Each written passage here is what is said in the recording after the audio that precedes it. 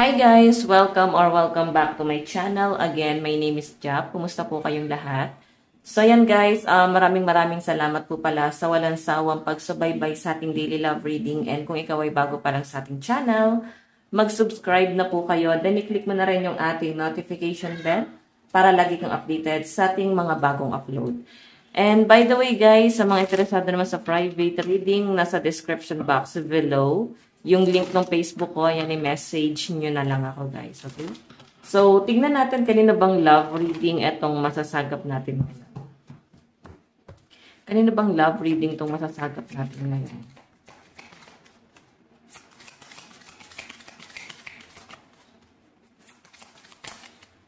Okay. So guys, meron tayong breakthrough, inspiration, new direction, yes, Ace of Wands. So, nakikita ko guys na ang taas ng ng gusto mong mangyari pagdating sa relationship yung dalawa. Kumbaga, hindi mo naman hinihila din pababa yung person mo. Gusto mo nga rin siya guys maging successful. Kasi sino ba naman ang hindi makikinabang, di ba? So, lalo na't nakikita mo naman na itong taong to, honest and loyal naman do sa relationship nyo. So, tingnan mo kasi guys, itong sun, parang success, ito yung mga pangarap nyo na pwedeng unti-unti nyo na guys nakukuha. Or sa madaling sabi, na pagtutulungan yung makuha. Okay? So, parang ikaw yung mas may opportunity rito guys. Ikaw yung merong kakayahan ngayon sa malinaw na pinapakita sa akin dito. Then yung person mo, pwedeng inaakay mo lang siya para doon sa success na yon. Okay? So, maraming opportunity ang darating sa'yo. Tignan pa natin. Ace of Wands. Saka masipag kang tao, no? Parang napaka-fiery ng energy. So, ano ba? Fire sign energy, Aries, Leo, Sagittarius. Napaka-fiery ng energy na parang ikaw, ready ka talaga na gumawa ng hakbang. I think marami ka ding naiisip na plano ngayong summer. Okay, and malinaw din guys na nakakita ko na parang marami ka ring gustong makuha, ma-achieve na siguro mag-unwind, travel, parang me time muna or get together with friends or at least itong person mo. Gusto mo guys ng alam mo yun, parang magkaroon na lang at least give and take sa relationship yun ng person mo, no? Ngayong summer. Para magkaroon kayo ng time together. Okay. So, tignan natin. Baka may mga plano na kayo guys mag-travel ng person mo, no? Kanina po itong love reading. Kanina po itong love reading.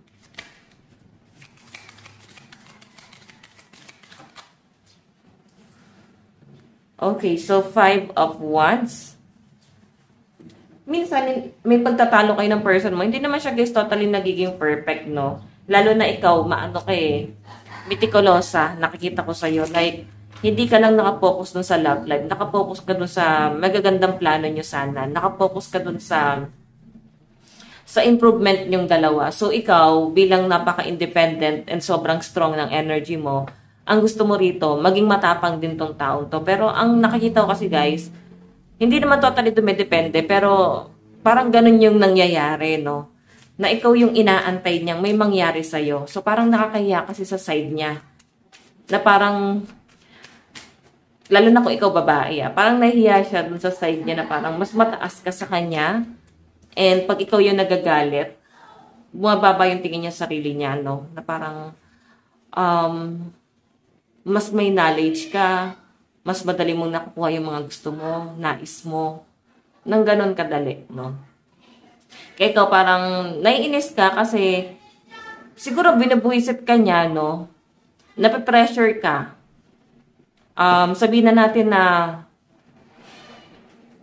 parang wala ka nang naitulong eh. Ganon. So, kagaya nga guys ng sabi ko, hindi ka nakatulad ng dati. Pwede kasi guys na itong relationship na to, or pwedeng ikaw, marami ka ng pinagdaanan, no? Alam mo na din kung anong klaseng tao yung pwede mong pakisamahan sa hindi. Kung bago or luma itong taong kasama mo ngayon, basta ikaw, napaka-strong ng personality mo. Hindi ka kayang i-under. Emperor nga yung tingin ko sa inyo guys eh. Kumbaga ikaw talagang nakapokus ka dun sa ambition mo, pero wala ka naman tinatapakang ibang tao. Sobrang matured lang. Alam mo yan, sobrang matured lang na yun yung goal mo. And ikaw, ang nakikita ko sa'yo, parang ang gusto mo mangyari dito, si person mo, maging goal-oriented din. Okay? Ang problema lang guys, tignan mo naman.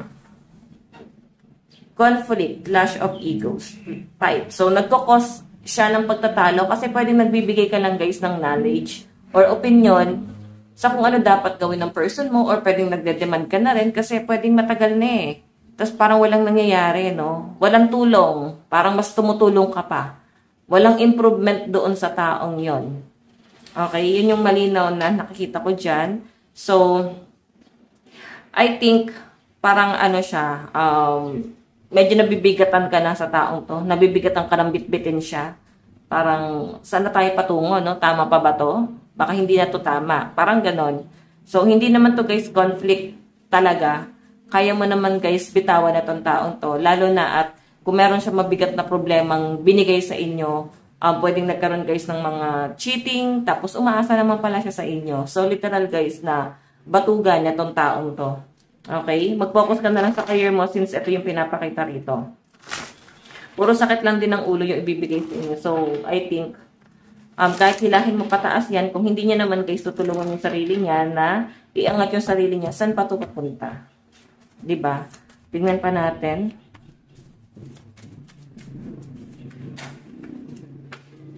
Okay. Hindi natin ito kukunin. Tingnan pa natin.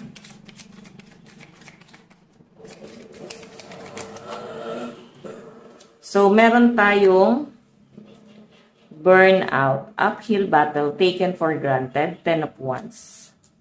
Okay, so sa pinapakita sa akin dito guys, parang pagod ka ng magsalita sa kanya. Puro healthy naman yung pinipid mo sa kanya, no? Ayaw niya naman din guys i-absorb. Ayaw niya rin guys makipag-usap. So, I think parang nagwe-waste ka lang ng time and emotion sa taong to, no? Yung tipong nag-e-effort ka pa, wala rin naman pala guys patutunguhan. Wala rin naman pala guys nangyayari. So, kung ako yung tatanungin nyo guys, mas mag-focus ka na nga lang sa self-improvement mo. Okay? Kasi kung itong taong to guys, paulit-ulit lang to na pagtatalo, paulit-ulit ka na lang din dito. Hindi niya guys i-improve yung sarili niya. Tingnan mo naman yung bottom of the deck. May addiction. Pwedeng grabe sa sigarilyo, grabe sa alak, pwedeng, ano ba, gumagamit ng pinagbabawal na gamot, or pwedeng grabe sa sugal. Pwede nagtatrabaho naman, pero guys, parang kulang talaga siya, no? Nakikita ko yung pagtsatsaga mo dyan sa taong yan, pero hanggang saan? Okay? Hanggang saan? Baka dumating ka sa point na magkaroon ka na lang, guys, ng regret dito sa relasyon na to. Okay, tingnan natin.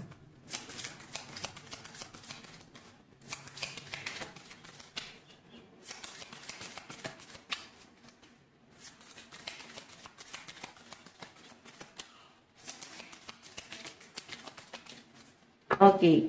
So guys, meron tayong Queen of Swords, honest, protective, and quirky. So ikaw, parang ano naipon yung galit mo sa taong to. Lalo na kung nagkaroon ng cheating, pinagbigyan mo, pinatawad mo, akala mo may pagbabago. Wala naman pala guys, no? At least tulungan ka man lang sa hanap buhay.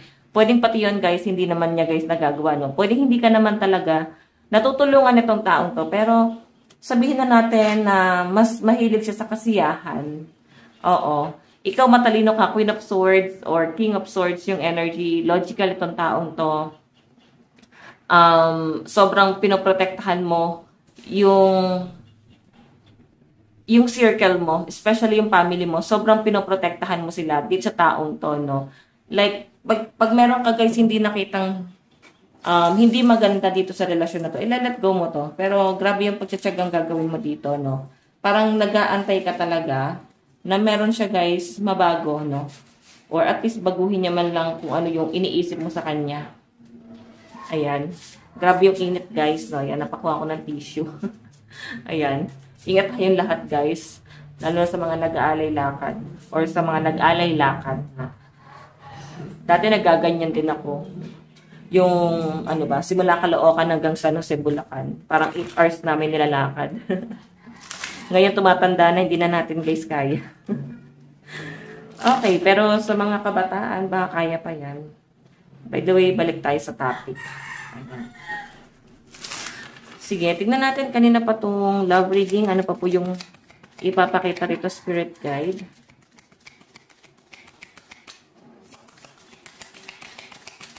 Ano pa yung ipapakita?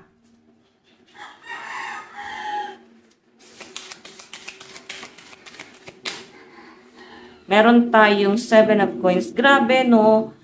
Talagang ikaw, sa goal ka talaga nakapokus. Doon ka talaga sa hanap buhay nakapokus. No? Siguro dati mahal na mahal mo tong taong to, no? Kahit wala naman siya. Bulag ka eh.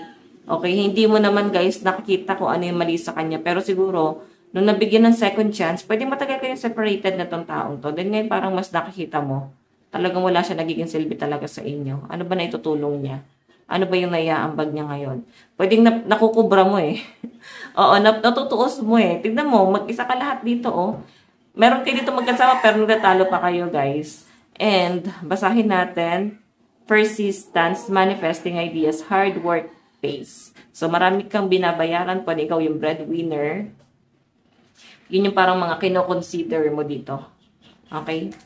So, by the way, ayan, malakas ang energy ng mga fire sign, Aries, Leo, Sagittarius, Capricorn, Taurus, and Virgo, Aquarius, Gemini, and Libra energy. Titignan pa natin saan napapatungo tong relationship na to. Okay, so tignan pa natin.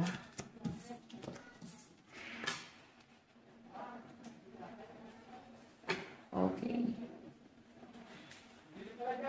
Ano yung nararamdaman sa inyo ng person mo? Kunin natin ito guys. Okay. Ayan. Nararamdaman lang guys. Palibaliktad yung card natin.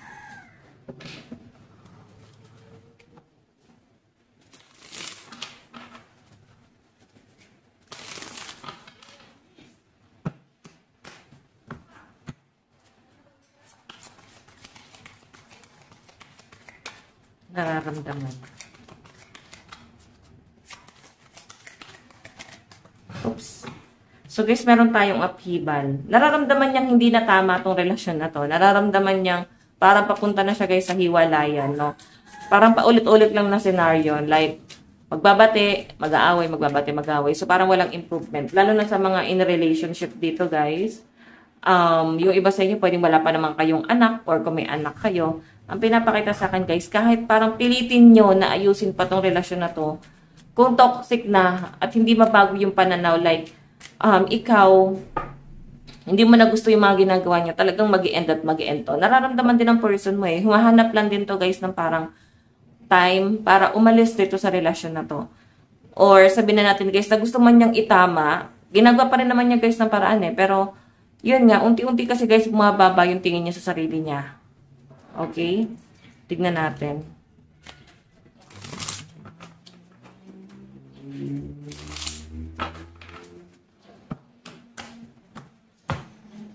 Ano naman yung tingin sa'yo ng person mo? Resilience. Emperor. Yun ang tingin niya sa inyo. Masyado mo siyang na-under. No? Sa madaling sabi, kaya mo lang talaga siya guys, kontrolin. So, ayan. Ganyan kanya guys. Tignan. Parang dahil nga mas mataas ka sa kanya, parang nayayabangan na siya sa inyo. Ganun naman talaga usually ang tingin ng mga taong parang parang ako, kunyari, mababa ako. So, ikaw, masyado mo akong minamaliit. So, ang tingin ko sa iyo, masyado ka mayabang, ito, ganyan. Pero, ang hindi nila alam, ginagawa mo lang yon para iangat niya mismo yung sarili niya. Kasi hindi na sapat eh. No? Hindi na sapat na parang pinapangaralan mo, kinakausap mo, lahat ginagawa mo, pinipid mo na ng pinipid, tinutulungan mo naman para improve niya yung sarili niya. Pero wala guys eh. Okay? Pwede nagsasayang ka na rin ng pera sa taong to para lang iangat niya yung sarili niya. So, saan na to guys papunta? 'Di ba? Parang wala na masyadong mararating etong pagsasamang to. Or baka pwede nandun ka na sa point na iniisip mo na baka hindi ikaw yung tamang tao para sa kanya. Kasi ba't hindi mo siya matulungan iangat. Okay, ganun daw kasi yun sa relationship. Lalo na kung matagal na yung pagsasama nyo, tapos parang wala pa rin guys nangyayari. So, isa sa inyo nanghihila pababa. Ganun yun. Okay, pero kung sinusuportahan ka ng person mo, mataas yung chance na makuha mo talaga yung ninanais mo sa buhay. Okay, so tignan pa natin.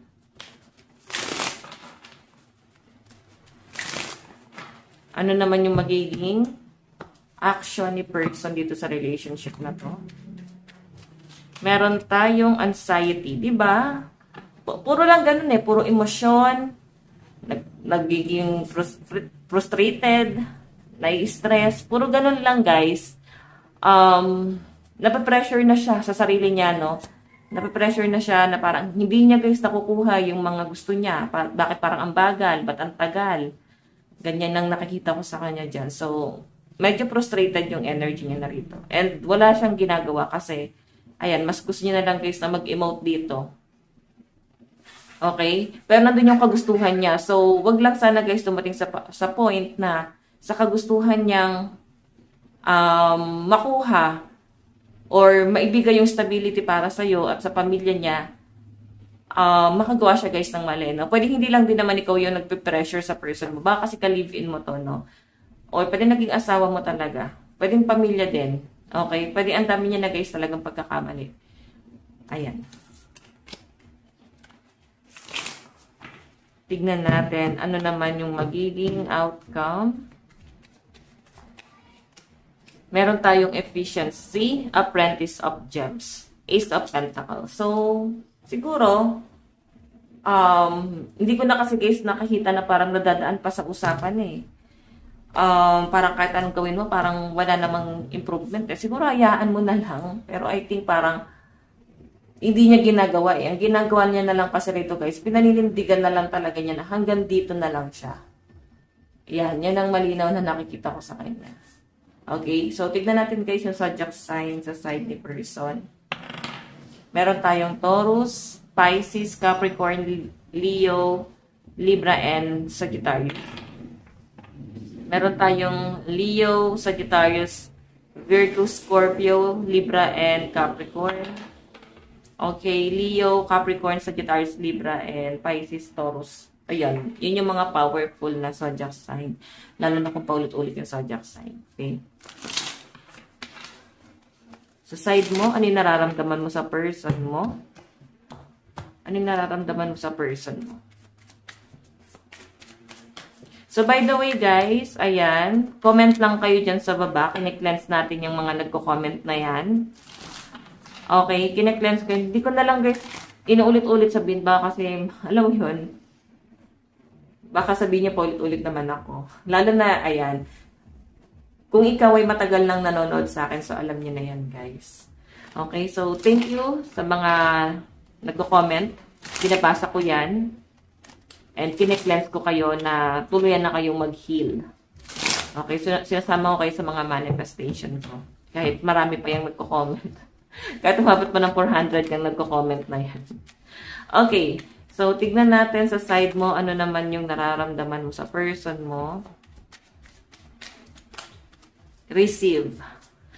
So ikaw, nagbibigay ka sa kanya, no? Mabuti naman talaga yung kalooban mo, mabuti naman yung ibinibigay mo talaga sa kanya. And ikaw nakakatanggap ka rin naman guys ng mabubuting bagay, no? Nakaka-appreciate ka naman dito sa relasyon na to. Alam mo yun, yung ginagawa mo, wala namang halong kapalit Gusto mo lang din talaga siya guys matulungan para pagdating ng araw, 'di ba? Hindi kayong dalawa yung magsasuffer dito. Okay? Ano yung tingin mo sa kanya ngayon? So rest. Tamad, no? Parang mas gusto laging nakahiga, natutulog, walang ginagawa. Parang kung hindi naman guys may ginagawa pero parang hanggang dyan na lang ba yung gusto mo? Wala ka bang gustong i-improve sa sarili mo? Hindi ba mataas yung ambition mo? Parang ganun Hindi siya guys naga-ambisyon. Okay? Puro sabi lang siya pero wala naman siyang ginagawa. Yun. Mas gusto niya na lang guys na parang kung ano man yung source of income niya ngayon guys, parang umaasa na lang talaga siya ron. Okay? And syempre sa ambon mo. Kung naaambunan mo yan. Ano yung plano mo dito sa relasyon na to? Partnership. Diba? Tinutulungan mo talaga siya hanggang huli. Nakasupport ka sa kanya kasi mahal mo eh. Nakikita ko naman na mahal ka rin naman ng person mo. And napofrustrate nga siya guys na parang hindi niya nabibigay yung, diba, yung gusto niyang dalawa para sa isa't isa. Okay? Tignan natin. Outcome.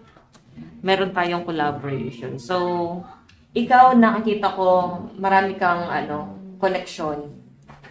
Oo. So, ayan, marami kang connection. Parang madiskarte kang tao. And I think, hindi lang ikaw yung makakatulong sa person mo. So, alam nyo, itong reading natin, nakapokus lang sa lahat sa pagtulong sa person mo.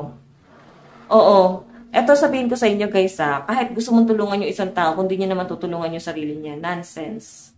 No? Kung wala siyang pagbabagong gagawin sa sarili niya, lalo na kung hindi niya kayang itama din yung mga pagkakamali niya, mga kasalanan niya sa inyo, cheating, issue, ganon. Parang kailangan niyo pa ng ibang tao. So, meron siya guys, isang tao pinakikinggan eh. Mas pinapakinggan niya yan kaysa sa inyo. Diba? So, tignan natin zodiac sign sa side. Meron tayong Sagittarius, Virgo, Leo, and Aries. Meron tayong Gemini, Cancer, Aquarius, Pisces, Libra, and Scorpio. What else? Meron tayong Capricorn, Taurus, Pisces, Libra, Aquarius, and Gemini energy. So, saan ba papunta tong relasyon na to? Katay guys na tatlong card. Meron tayong King of Wands, Six of Swords, Relocation. Parang, alam nyo guys, ito, nahuhuli mo pa rin na meron siyang ibang nakakausap. May cheating pa rin guys na mangyayari. Wala pa rin guys mapabago. Mag-cheat at mag-cheat pa rin talaga sa inyo. So, very soon, engagement. Pero ito guys may mga realization pa rin talaga to. Ayan. So, yung realization niya guys is parang ikaw yung huling taong nagtiyaga sa kanya. So, bakit parang ikaw pa yung sinasaktan niya? Okay, yan. May engagement daw. Make the effort. So, babalik kayo sa umpisa. Mukhang may effort naman siya, guys, na gagawin dyan. Okay. Yun nga lang, once na ginawa niyo yun, pagod ka na. Mensahe niya sa inyo. I replay our conversation over and over. Meron tayong I want you. And you came closer than anyone else. Anyone. So, yun guys, ito lang po ang inyong daily love reading. Bukas po ulit. God bless and love you all. Bye-bye.